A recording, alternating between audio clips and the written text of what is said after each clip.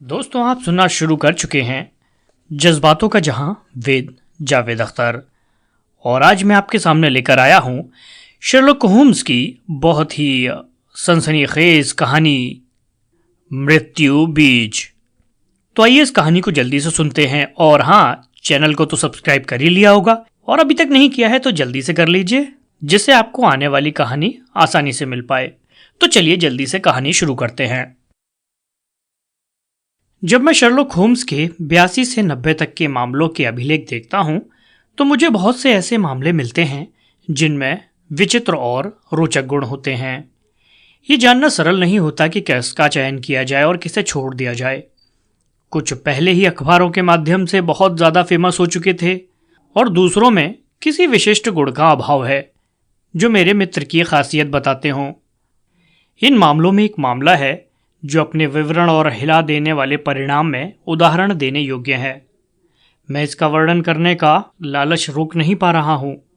हालांकि ये सच भी है कि इसके कुछ बिंदु न कभी पूर्ण रूप से स्पष्ट हो पाए और ना हो पाएंगे। वर्ष 87 में हमारे पास अधिक रोचक और कम रोचक मामलों की एक पूरी चेन थी जिसके मेरे पास लेख हैं।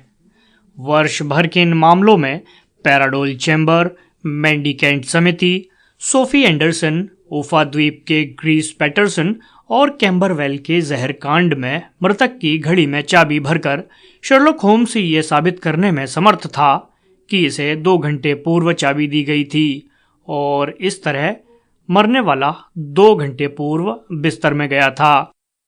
मामला साफ करने में यह अनुमान बहुत महत्वपूर्ण साबित हुआ। इस सब का विवरण मैं भविष्य में कभी कर सकता हूं, पर इनमें से कोई भी परिस्थितियों की ऐसी विशिष्ट श्रृंखला प्रस्तुत नहीं करता जिसका अब मैं वर्णन करने जा रहा हूं। ये सितंबर अंत की बात है। सारा दिन हवा चीखती रही थी और बारिश खिड़कियों पर टकराती रही थी। लंदन के बीच में बैठे हम भी प्रतिदिन जीवन के अनेक विचार करने और पहचानने को विवश हो गए थे कि मनुष्य की सभ्यता की बाधाओं में उपस्थित महान तात्विक बल चिंगाड़ रहा था। शाम होने के साथ ही तूफान और बढ़ गया था। चिमनी से आती हवा एक बच्चे की तरह चीख चिल्ला रही थी। शर्लक होम्स आतिशदान के एक सिरे के समीप बैठा अपने आपराधिक अभिलेखों को सूचीबद्ध कर रहा था, जबकि मैं दूसरे सिरे पर बैठा क्लार्क रसल की सामुद्रिक कथाओं में डूबा हुआ था। मेरी पत्नी अपनी माँ के यहाँ गई हुई थी, इसलिए कुछ दिनों के लिए मैं वापस अपने बेकर स्ट्रीट के पुराने निवास में आ गया था। क्यों? अपने साथी की ओर देखता हुआ मैं बोला। घंटी बजी थी ना? आज रात कौन आ सकता है? तुम्हारा दोस्त ही होगा शायद। तुम्हारे अलावा मेरा कोई मित्र नहीं है, उसने उत्तर दिया। मैं मेहमानों को अधिक नहीं बुलाता। फिर कोई क्लाइंट? अगर ऐसा है तो मामला गंभीर होगा। कोई छोटी बात तो इस समय किसी आदमी को बाहर ला नहीं सकती, पर मुझे लगता है कि यह मकान मालकिन होगी। शर्लक होम्स का अनुमान गलत था। गलियारे में पदचाप हुई और दरवाज़ा खटखटाया गया। उसने अपनी लंबी बाह फैलाई और लैंप को स्वयं से परे हटाते हुए एक खाली कुर्सी पर रख दिया। अंदर आओ, वो बोला। अंदर आने वाला आदमी युवा था और 22 साल का दिखता था। वो चुस्त वस्त्र पहने था जिनसे सुरुचि और नफासत झलक रही थी। उसके हाथ में थमा टपकता हुआ छाता उसकी लंबी चमकदार बरसाती भयंकर मौसम के विषय में बता रहे थे जिसमें से वो होकर आया था। उसने लैंप के प्रकाश में चिंतित भाव से अपने चारों ओर देखा। मैंने ध्यान दिया, उसका चेहरा पीला था और उसकी आंखें चिंता से बोझिल हो रही थीं। मैं आपसे क्षमा चाहता हूँ, उसने नाक पर टिका सुनहरा चश्मा आंखों तक सरकाते हुए कहा। मेरा विश्वास है मैं डिस्टर्ब नहीं कर रहा हूँ। मुझे डर है कि मैं तूफान और बरसात के कुछ निशान आपके कमरे तक ले आया हूँ। मुझे अपनी बरसाती और छाता दो, होम्स बोला। वे यहाँ हुक पर टंगे रहेंगे और अभी सूख जाएंगे। मेरा ख्याल है तुम दक्षिण पश्चिम से आए हो। हाँ, हॉर्शम से। तुम्हारे जूतों की नोक पर जो मिट्टी और खड़िया का बुरादा है वो साफ बता रहा है। मैं सलाह लेने आया हूँ। वो आसानी से मिल जाती है। और सहायता, ये हासिल करना हमेशा आसान नहीं है। मैंने आपके बारे में सुना था मिस्टर होम्स। मैंने मेजर पेंडरगास्ट से सुना था कि आपने उसे कैसे टैंकरविले क्लब कांड से बचाया था। हाँ बिल्कुल, उस पर पत्तों की धोखाधड़ी का झूठा आरोप था। वो कहता था कि आप कुछ भी सुलझा सकते हैं। उसने ज्यादा ही कह दिया कुछ। और आप कभी असफल नहीं होते? मैं 4 बार असफल हुआ हूं, 3 बार आदमियों के द्वारा और 1 बार औरत के द्वारा। पर यह आपकी सफलताओं की संख्या के सामने क्या मायने रखता है?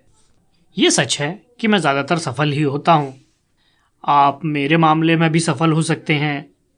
तुम अपनी कुर्सी आग के पास खींच लो और विस्तार से अपना पूरा मामला समझाओ। ये कोई साधारण मामला नहीं है। मेरे पास अंत में ही मामले आते हैं और वो साधारण नहीं होते। फिर भी मैं पूछता हूँ श्रीमान कि आपने अपने अनुभव में कभी रहस्यमय और अनसुलझी घटनाओं की ऐसी श्रृंखला के विषय में सुना है जैसी कि मेरे परिवार में घटित हुई है? तुमने तो मेरे अंदर रुचि जगा दी। होम्स बोला, मुझे शुरू से सारे तथ्य बताओ, बाद में मैं महत्वपूर्ण लगने वाला विवरण अपने आप ढूंढ लूंगा। युवक ने अपनी कुर्सी खींची और अपने गीले पांव आग की ओर सरका लिए। मेरा नाम, उसने कहा, जॉन ओपेनशॉ है। पर मेरे मामले का, जैसा मैं समझता हूं, इन विचित्र बातों से थोड़ा ही सरोकार है। ये एक आनुवांशिक मामला है, इसलिए इसकी झलक आपको देने के लिए मैं शुरुआत से बताता हूं। मेरे दादाजी के 2 पुत्र थे, मेरे चाचा इलियास और मेरे पिता जोसेफ। मेरे पिता का कॉवेंट्री में एक छोटा सा कारखाना था जिसे उन्होंने साइकिल के आविष्कार के समय बढ़ा लिया था।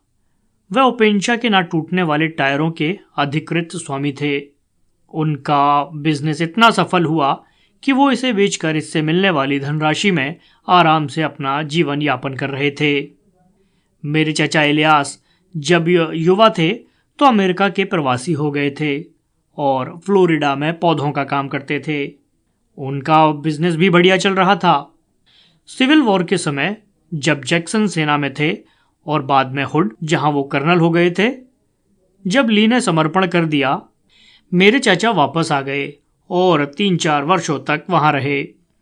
सन 1869 या 70 के आसपास वे यूरोप वापस लौटे और सक्सेस में हॉशॉर्म के समीप एक छोटी जमीन खरीद ली। वे अमेरिका में काफी संपत्ति अर्जित कर चुके थे और वहां से छोड़ने का कारण उनकी काले लोगों के प्रति अरुचि और संघीय नीति के प्रति नापसंदगी थी। वे एकांकी, डरावने, शीघ्र क्रोध में आने पर भद्दी बातें कहने वाले आदमी थे। वो जितने वर्ष हॉर्शॉम में रहे, मुझे शक है कि उन्होंने कभी अपने कस्बे में पांव रखा हो। उनके घर के आसपास एक बगीचा और 2-3 खेत थे जहां वो व्यायाम किया करते थे। वो कई बार वीकेंड पर भी अपना कमरा नहीं छोड़ते थे। वो ब्रांडी अधिक पीते थे और बहुत अधिक धूम्रपान करते थे। वो समाज में उठते बैठते नहीं थे, न ही किसी मित्र को चाहते थे, यहां तक कि अपने भाई को भी नहीं। मैं उन्हें बुरा नहीं लगता था। असल में वो मुझे तब से पसंद थे जब से उन्होंने मुझे पहली बार देखा था।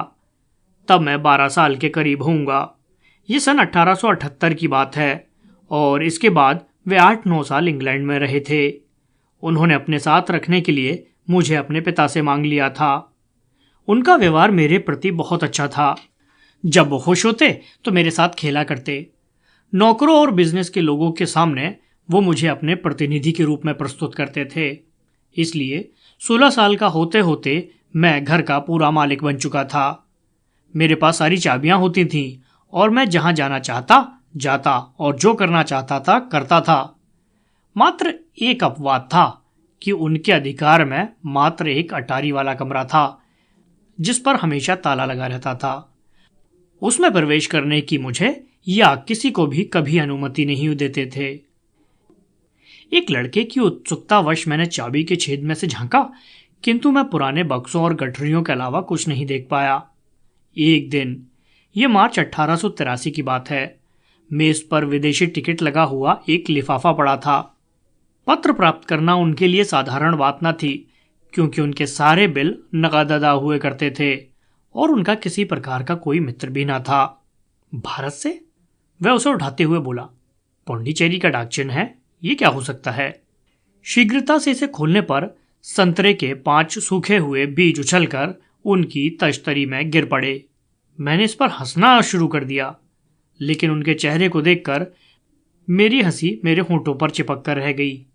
उनका होंठ लटक गया था और आंखें बाहर निकल आई थी। उनकी त्वचा पीली पड़ गई थी और वो अपने कांपते हाथ में थमे लिफाफे को देख रहे थे।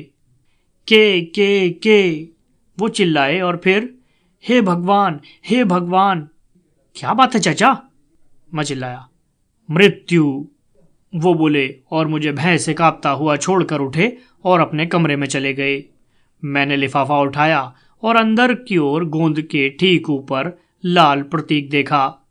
3 बार के लिखा हुआ था, जिसमें 5 सूखे बीजों के अलावा कुछ नहीं था। इस डर का क्या कारण हो सकता था? मैं नाश्ते की मेज से उठ गया और मैं जैसे ही सीढ़ियां चढ़ा, मैंने उन्हें एक जंग लगी चाबी लिए नीचे आते देखा, जो शायद अटारी की थी। ये उनके एक हाथ में थी और दूसरे हाथ में एक छोटा पीतल का बक्सा था, जैसा पैसा रखने का होता है। वो जो चाहे कर सकते हैं, लेकिन मैं फिर भी उन्हें मात दूंगा, वे प्रतिज्ञा लेते हुए बोले।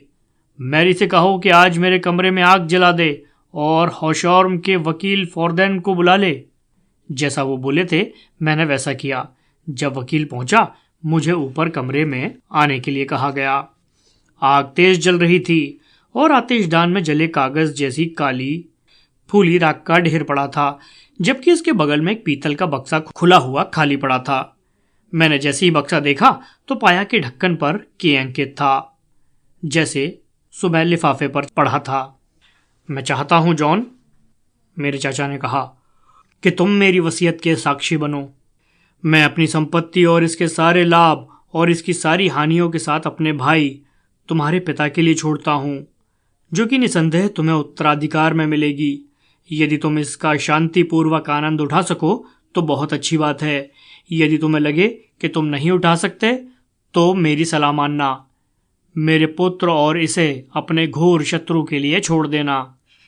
मुझे अफसोस है कि मैं तुम्हें इस प्रकार की दुधारी वस्तु दे रहा हूं, किंतु मैं नहीं कह सकता कि आगे कौन सा मोड़ आने वाला है।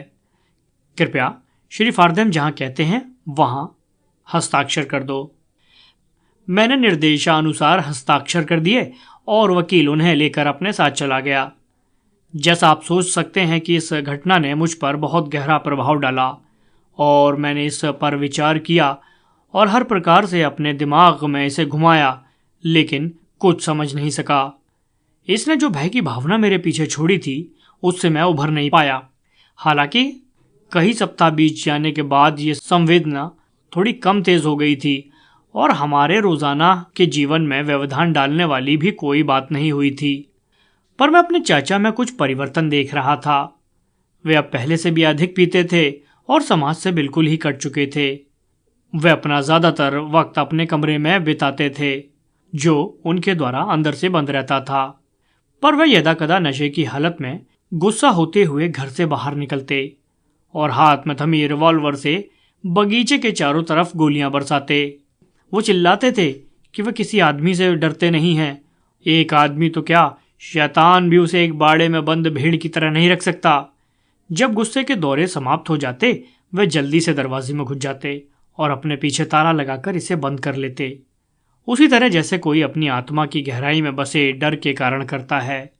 उस समय जब मैं उनका चेहरा देखता तो ठंड के दिनों के बावजूद उनके चेहरे पर इतना पसीना होता जैसे कि मुंह धोकर हटा हो। अच्छा मिस्टर होम्स, मामले के अंत तक आते हुए और आपके धैर्य की परीक्षा न लेते हुए ये कहता हूं कि एक रात आई जब उन्हें वही क्रोध के दौरे पड़े जिनसे वो कभी वापस नहीं आए।